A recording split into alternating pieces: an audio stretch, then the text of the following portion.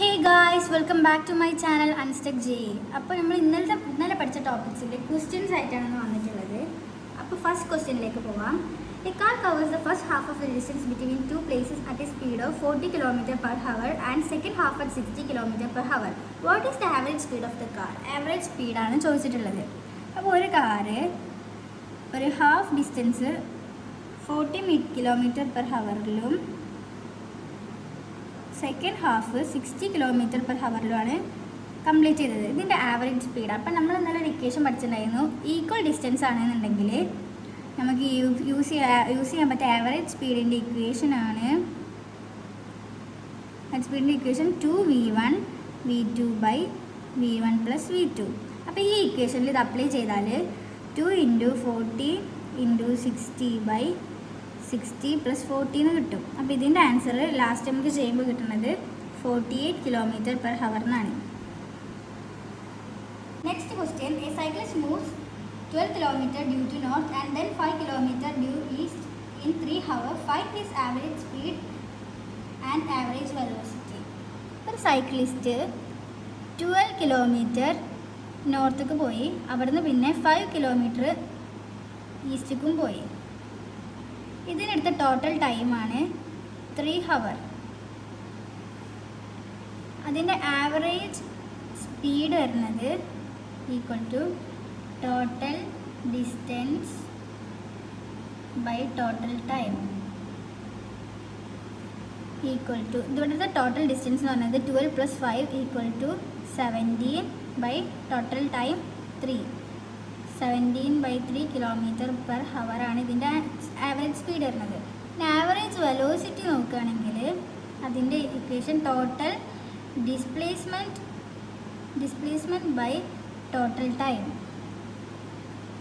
ഇതിൻ്റെ total displacement ആണ് നമ്മൾ ഇവിടെ നിന്ന് ഈ ഒരു ദൂരമാണ് ഇവിടുത്തെ ലീസ്റ്റ് ആയിട്ടുള്ള ഡിസ്പ്ലേസ്മെൻറ്റ് എന്ന് പറയുമ്പോൾ ലീസ്റ്റ് ആയിട്ടുള്ള ഡിസ്റ്റൻസ് ഇതാണ്. അപ്പോൾ ഇത് നോക്കാൻ വേണ്ടി അപ്പോൾ ഇതിൻ്റെ ഇത് വരുന്നത് ഡയഗണൽ ആയിട്ടുള്ള ഇക്വേഷൻ നമ്മൾ length square plus root of length square plus breadth square എന്നല്ല പഠിച്ചിട്ടുണ്ടായിരുന്നു.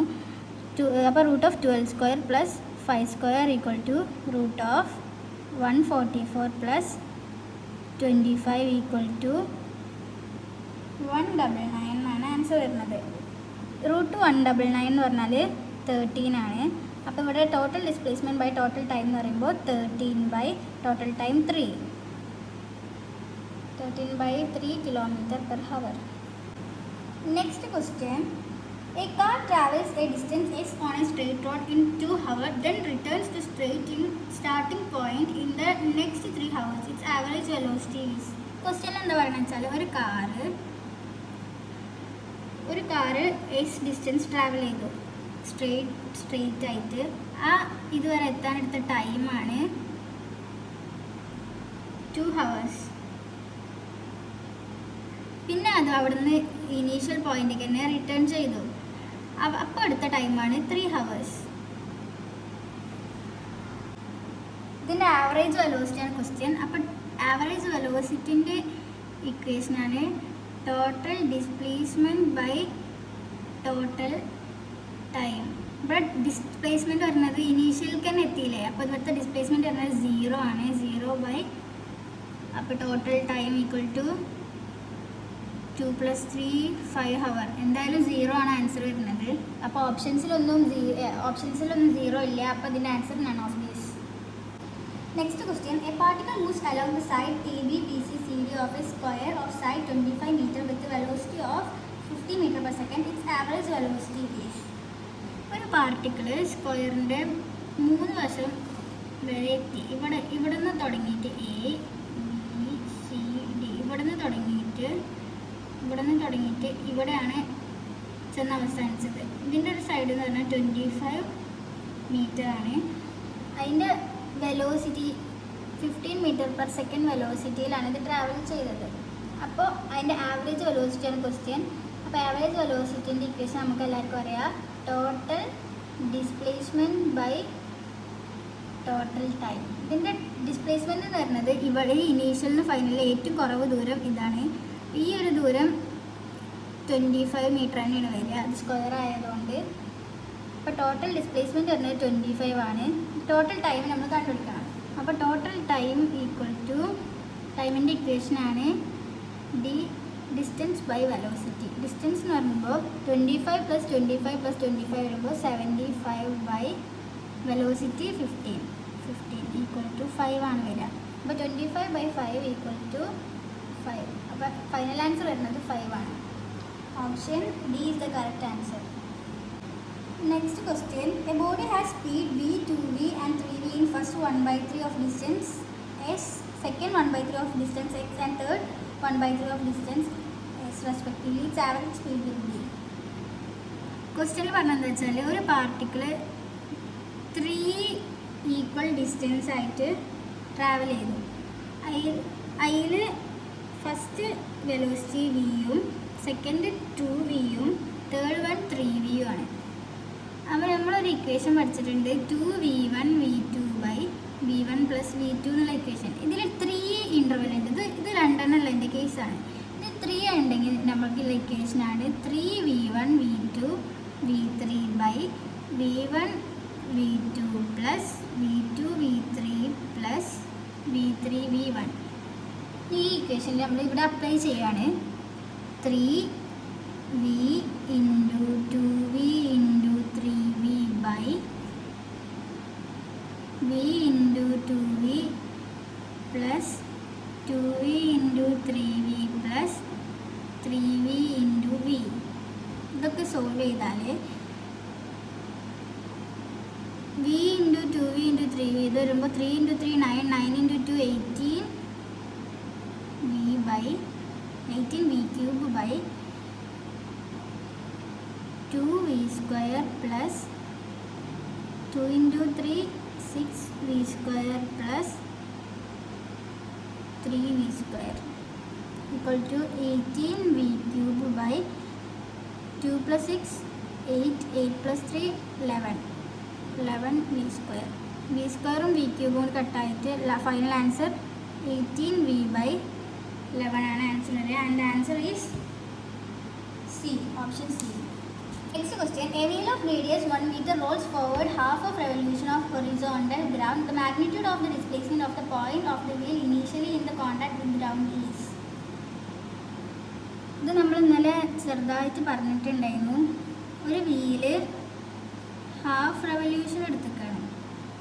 അപ്പോൾ ഇവിടെയാണ് എ പോയിന്റ് എന്നുണ്ടെങ്കിൽ ആ എ പോയിന്റ് ഇവിടെ ആവും. അപ്പോൾ ഡിസ്പ്ലേസ്മെൻറ്റ് ഓഫ് മാഗ്നിറ്റ്യൂഡ് ക്വസ്റ്റ്യൻ എന്താ വെച്ചാൽ magnitude of the displacement of the point of wheel initially in contact with the ground is. അപ്പോൾ ഇവിടെയാണ് ഇനീഷ്യൽ ആയിട്ടുള്ളതെന്നുണ്ടെങ്കിൽ ഇനീഷ്യൽ ആയിട്ടുള്ള പോയിന്റ് ബി ആണെങ്കിൽ ഇനീഷ്യൽ പോയിന്റ് ഇവിടെ എത്തിയിട്ടുണ്ടാവും. അപ്പോൾ നമ്മളോട് ഇവിടെ നിന്ന് ഇങ്ങോട്ടുള്ള ഡിസ്പ്ലേസ്മെൻ്റ് ആണ് ചോദിച്ചിട്ടുള്ളത്. നമ്മൾ ഇതിൻ്റെ സെയിം വേർഷൻ നമ്മൾ ചെയ്തിട്ടുണ്ടായിരുന്നു. ഇവിടുത്തെ ഡിസ്റ്റൻസ് വരുന്നത് πr ആണ്, ഇവിടെ 2r വരും.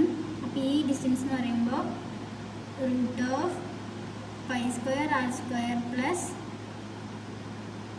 2r² ഈക്വൽ ടു r² പുറത്തേക്ക് എടുത്താൽ r²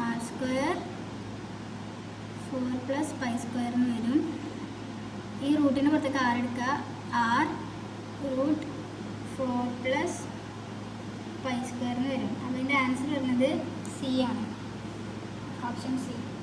Next question. An object moving at 30 m/s flows uniformly at the rate of 2 m/s each second for a time of 6 seconds.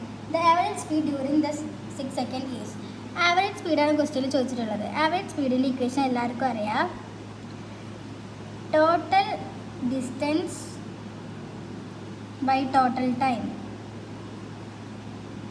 Total distance എന്ന് പറയുന്നത് നമുക്ക് അവിടെ കൊടുത്തിട്ടില്ല. അപ്പോൾ നമ്മൾ തന്നിട്ടുള്ള വാല്യൂസ് വെച്ചിട്ട് നമ്മൾ ഡിസ്റ്റൻസ് കണ്ടുപിടിക്കണം.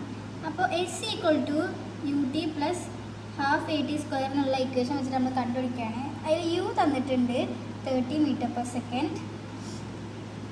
എന്ന് പറയുമ്പോൾ -2. അവിടെ റേറ്റ് ഓഫ് ആക്സിലറേഷൻ കുറയുകയാണ് ചെയ്യുന്നത്, അതോടെ ഡീസിലറേഷൻ ആണ്. അതുകൊണ്ടാണ് ഇവിടെ മൈനസ് സിമ്പിൾ കൊടുത്തിട്ടുള്ളത്. ടൈം വരുന്നത് 6 സെക്കൻഡ്. മൊത്തം നമ്മൾ ഇട്ട് കാൽക്കുലേറ്റ് ചെയ്യുമ്പോൾ 13 × 6 + -2/2 × 6². ഈ 2 × 2 കട്ടായി പോയി. 13 × 6 എന്ന് വരുന്നത് 78 - 6² വരുമ്പോൾ 36. ആൻസർ വരുന്നത് 42 എന്നാണ്. ഇപ്പം നമുക്ക് ഡിസ്റ്റൻസ് കിട്ടി. ഇനി നമ്മളത് ഈ ഇക്വേഷനിൽ അപ്ലൈ ചെയ്യണം. ടോട്ടൽ ഡിസ്റ്റൻസ് എന്ന് പറയുമ്പോൾ 42, average speed equal to 42 by total time പറഞ്ഞിട്ടുള്ളത് 6 ഈക്വൽ ടു 7 ആണ് ആൻസർ വരുന്നത്. Option A is the correct answer. അടുത്ത ക്വസ്റ്റ്യൻക്ക് പോകുന്നതിന് മുന്നേ നമ്മൾ ഇന്നലെ പറഞ്ഞ ഒരു ഇക്വേഷൻ ഒന്നും കൂടെ ഒന്ന് ക്ലാരിഫൈ വരുത്താണ്. ആവറേജ് സ്പീഡിൻ്റെ കേസിൽ ഒരു object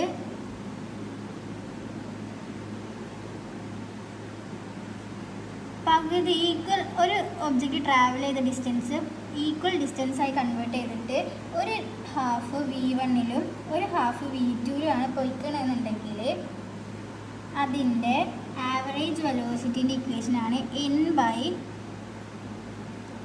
average equal to 1/v1 plus 1/v2 etcetera up to 1/vn.